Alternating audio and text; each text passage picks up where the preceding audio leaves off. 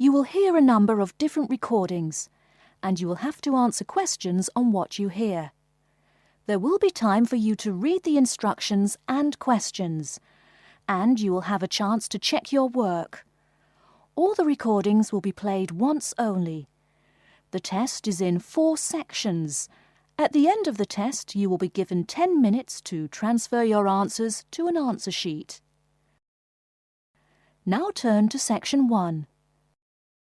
Section 1.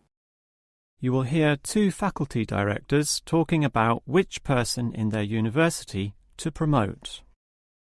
First, you have some time to look at questions 1 to 5.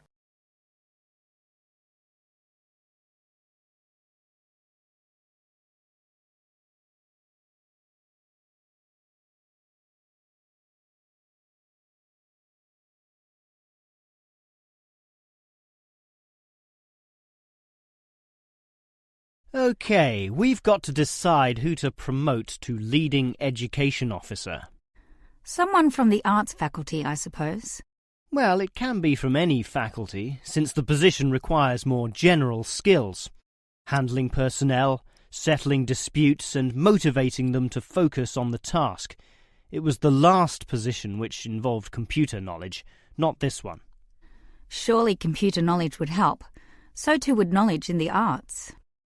Sure, it would help, but the key criterion is being able to direct the staff appropriately.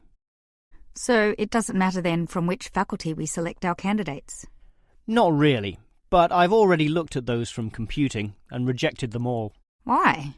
They're all too new, lacking in sufficient experience, whereas these ones from the business faculty are long-timers, so we'll take someone from there. I suppose you're right. The arts faculty doesn't present much in the way of suitable candidates either. But we'll still have to train the person, teach the ropes, as they say, and he or she will have to expect to do overtime as needed. Of course, it can get so busy that, if we were open on the weekend, they'd have to work then as well. Just as well we're a Monday to Friday university, right? Right. But are you sure these people will actually want the job? The salary isn't such an improvement on their current ones. I know, but there are benefits.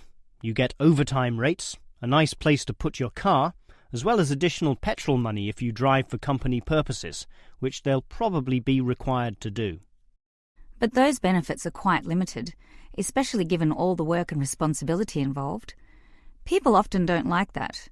They prefer the creative freedom of less senior teaching positions. Yeah, I know. But these candidates should realise that if they do this job well, there'll be more promotions down the line. You know how everyone likes having their own office, right? Sure.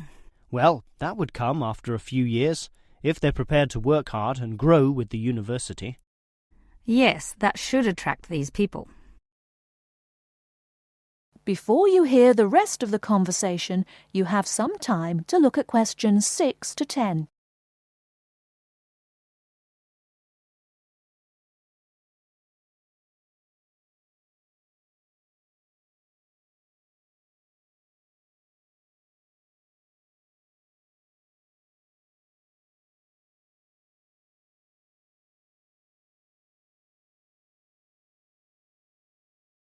Now listen and answer questions 6 to 10. Well, that's enough talk about the job. What about the actual candidates? How many do we have? I've narrowed it down to 4. Just using their first names, that's Stephen, Abdul, Lek and Oscar. As you said, there's quite a bit of experience between them, about 34 years in all. What's the exact breakdown of figures? Abdul and Stephen both have 7 years. Lek has 1 more, and Oscar is the most experienced at 12. But who's the most qualified? Stephen and Abdul have an MBA. Abdul's got something called a MBP, some foreign thing which translates as Master of Business Practice. I'm not sure what that is, but does he do the job well? Very well, apparently. Better than Lek and Oscar, who hold a degree and some certificates respectively. But we have to think about any drawbacks. You know, possible issues with any of them. I asked the respective deans for feedback, and I found out that Stephen, the younger one, drinks a bit. So he has a problem with alcohol? No, he never drinks to excess, but at the bar he's often expressed his intention of moving on, of teaching abroad. Ah, he's not stable. Not stable at all, apparently. We'll never know for how long he'll hold the job. We need stable personnel, and people without family problems or sick relatives like the last guy we promoted. What about Abdul, then? Will he do? He might do, except his English language ability is limited. It's functional, but a bit broken, and meaning is sometimes lost. That's not the problem with the next candidate, Lek, who has good language ability, but this job involves handling people, and his dean says Lek's attitude is bad. In what way? His manners are okay, and he's interested in his job, but he believes there should always be adequate leisure in life.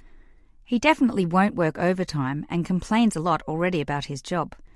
But this last candidate, Oscar, is probably not the right one either. Why not? Not another problem with language. His first language isn't English, but he speaks it well enough. He's stable with a good attitude, but his age is the problem. Age is not a problem. That would be ageism, and I don't believe in that. But with his age comes health problems as well, and serious ones at that. Oh, that might be an issue then. That is the end of Section 1. You now have half a minute to check your answers.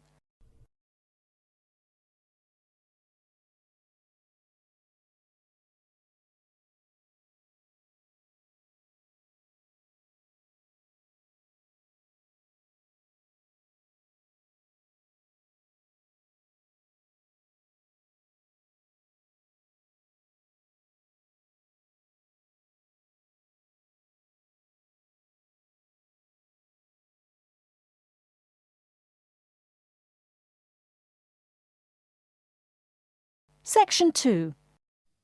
You're going to hear a university tutor interviewing a candidate for a place on a postgraduate diploma course in teaching geography. First, you have some time to look at questions 11 to 17.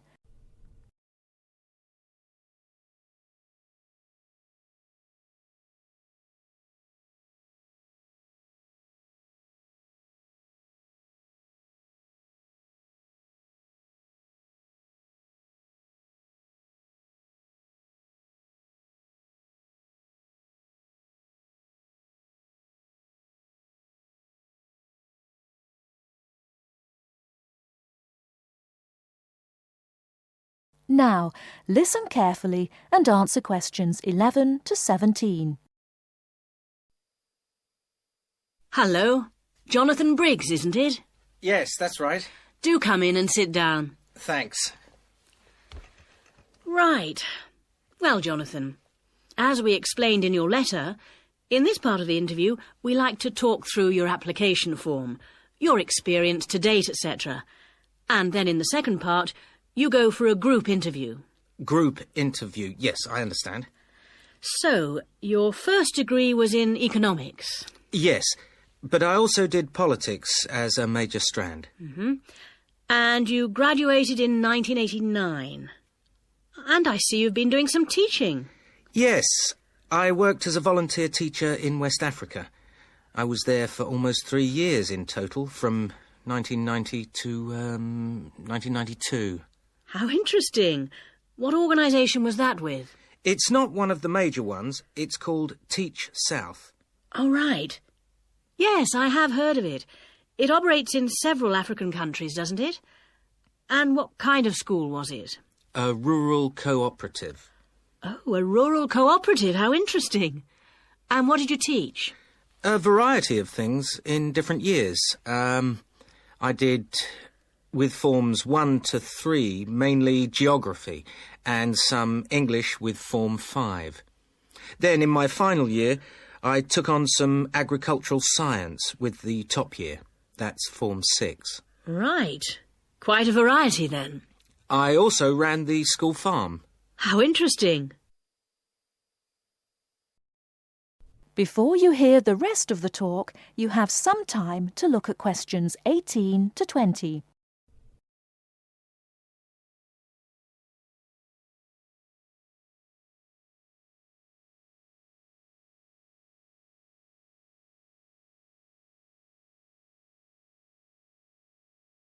Now listen and answer questions 18 to 20. And how did you find the whole experience? I'll be honest with you. At the end of the first year, I really wanted to leave and come home. Oh, why was that? Well, I was very homesick at first and missed my family. Oh, yes, I can understand that. And I also found it frustrating to have so few teaching resources. But I did decide to stay, and in the end I extended my tour to a third year. Right. Things must have looked up then. Yes, we set up a very successful project, breeding cattle to sell locally. Really? And then, after a lot of hard work, we finally got funds for new farm buildings. And you wanted to see things through? Uh-huh. And that's why you want to train to teach geography? Yes. I've had a couple of jobs since then, but I now realise I like teaching best. And I chose geography because it's my favourite subject. And also because I think it has so many useful applications. Well, you certainly have had some interesting work experience. I'll ask you now to go on to the next stage of the interview. That is the end of section 2. You now have half a minute to check your answers.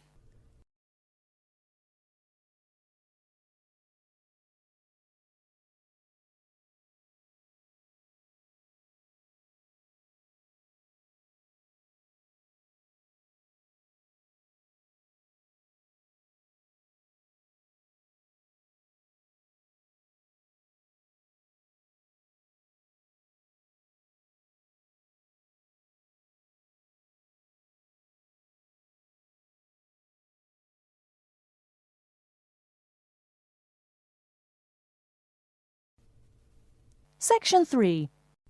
You will hear a telephone conversation between a client who wants to rent short-term accommodation and a rental agent. First, you have some time to look at questions 21 to 25.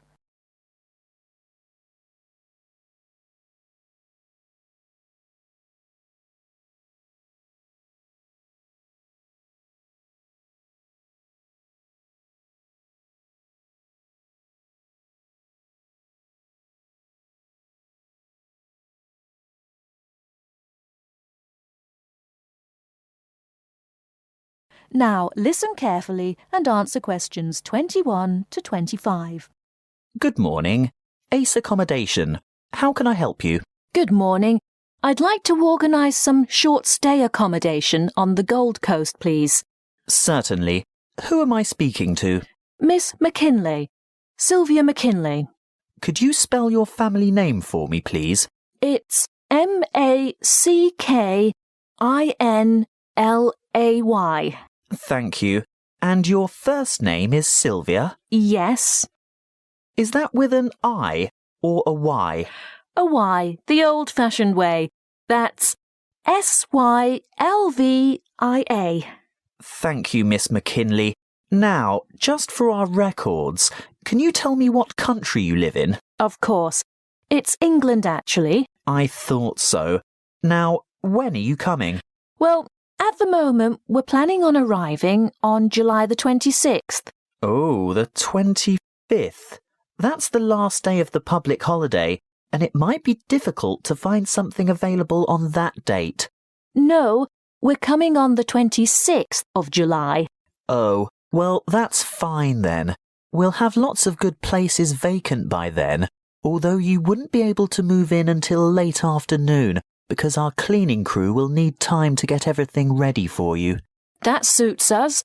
Our flight won't get in until early evening anyway. How many of you will there be? Just my sister and myself. And how long do you intend to stay for? Oh, only a couple of weeks. We'd like to stay longer, but we'll have to get back to work. So, you're not coming on business then? No, it's just a holiday. Why? What difference does that make? Oh, you'd be surprised. Business people have different needs. You know, wireless internet, even fax machines and photocopiers. No, we won't need any of that stuff. We'll be coming to relax and get away from all that kind of thing. Before you hear the rest of the talk, you have some time to look at questions 26 to 30.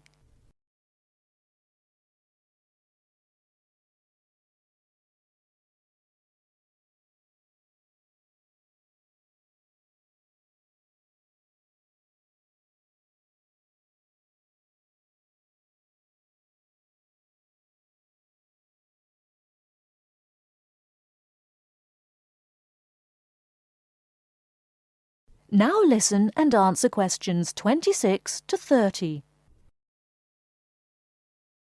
Good. Now, what exactly are you looking for? A house, a duplex, or an apartment? What's a duplex? Oh, that's what you might call a townhouse or a unit. You know, two houses semi-detached on the same property. Oh, I see. I think an apartment will suit us just fine. And how many bedrooms? 2. 1 or 2, it depends on the size. My sister and I don't mind sharing if it's a decent-sized bedroom with 2 beds. Well, that makes it easier. And car parking? Will you require a lock-up garage? They're a little harder to find with an apartment. We'll have a hire car, and as far as I know, there are no regulations concerning car parking.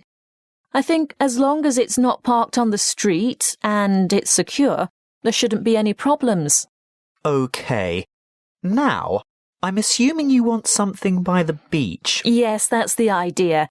We want to enjoy the surf, sand and sunshine. OK, but before we settle on an area and discuss your price range, I'll need to know about other necessities. What do you mean? Well, for example, do you want to be close to a shopping mall or the casino or the fun parks? Or do you want to be in a complex with or near a swimming pool? No, none of that really matters to us. But we'd like to have reasonable access to the motorway so that we can drive up to Brisbane to visit friends there. Well, there are quite a few lovely small towns to choose from. There's Main Beach, which is north of Surfer's Paradise, or Mermaid Waters, which is a bit further south, or Palm Beach, which is quite a bit further south. Mermaid Waters sounds delightful. Is it close to the motorway? Well, not really. The M1 is actually closest to Palm Beach, and prices are likely to be more reasonable there too. That's settled then. Palm Beach it is. Now, if you'll just give me your email address, I can send you information about the town and lots of photos. Well, my email is smac13@hotmail.com. And one final thing. How much are you looking to spend per week on accommodation? Do you want something at the luxury end of the market? You know, newly redecorated, great views, all the mod cons? Not necessarily. Could we get something clean, comfortable and reasonable for $1,200 a week? Could you stretch that to $1,500 a week? I've got a property in mind that you'll absolutely love, but you'd have to go to $1,500. $1,200 wouldn't cover it. All right then, but that's our top limit. Good. I'll get onto this straight away, and there should be something in your inbox shortly. That is the end of section 3. You now have half a minute to check your answers.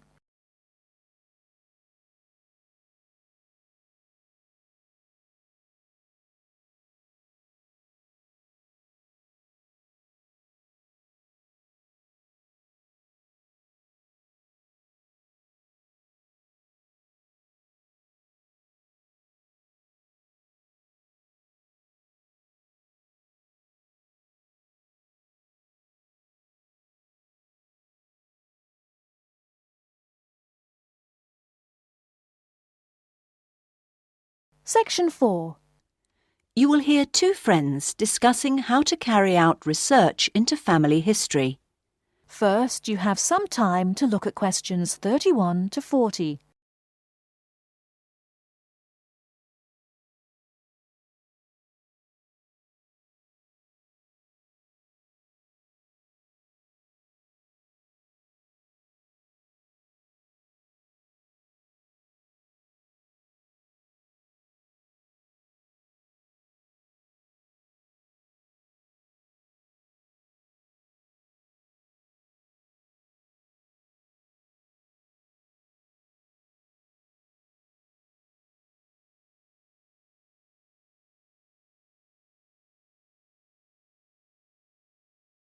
Now listen carefully and answer questions 31 to 40.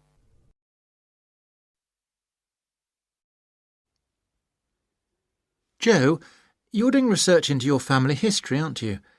Can you give me some advice? I'd be glad to. Are you thinking of doing the same? Yes, I might. My grandfather's just given me a box of old family photos, and I'd like to find out about the people in them. But I need to know more about how to set about it before I make up my mind. Well, the first thing is to find out more about the different things you could do. It's worth going to the library and reading 1 or 2 introductions to the subject. It'll give you an idea of what the possibilities are and what's involved. Right. Then you should work out what you're trying to get out of it. I mean, do you just want to discover the direct line of your ancestors, or all your relations, for instance? You can't really carry out the research efficiently unless you've decided that. Uh-huh. Then you should sit down at your computer and get down all the information you already have. Start with yourself, then your parents, then work through all the members of your family that you're interested in. Anything you can think of concerning names, dates, where they lived and so on. And you need a system to keep track of anything you're not sure of, so you can try and find out later. Right. Once you've got that far, you should think about all your living relations, and maybe close friends of theirs, and arrange to talk to them. It's a good idea to put down a list of things you want to ask them first, but don't limit yourself to those. Encourage your relatives to talk about the family in a more unstructured way too. You never know what might come up. What about things like birth certificates, photographs and so on? How useful are they? Oh, they're essential. They're the primary evidence that you need. Ask your relations if they've got anything that would be useful. There might be some real treasures tucked away somewhere. At the back of a drawer, maybe? Right. They can give you a real opening into history, particularly if there are any old letters or diaries. Just a casual mention of visiting Auntie Mary, for example, can tell you about people you hadn't heard of, or where someone lived. I think that what you'll enjoy most is finding out as much as possible about your ancestors, where they lived and worked, how much money they had, how they spent their free time, all that sort of thing. That's much more interesting than simply knowing a person's name and when they were born and died. Yeah, I agree. How should I organise all the material, do you think? Well, there are special computer programs available for doing family history. It's easiest if you use one of those. I can give you details of what I used. It was very good. Oh, thanks. One way it helps is by making it easy to group information together in various ways.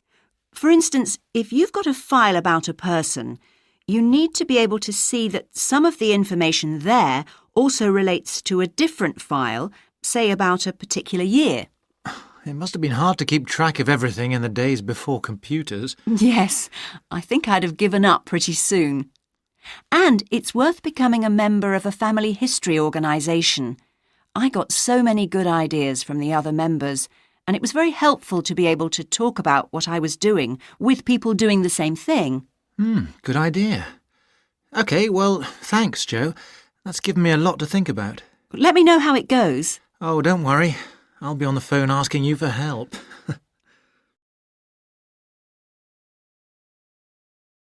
That is the end of section 4.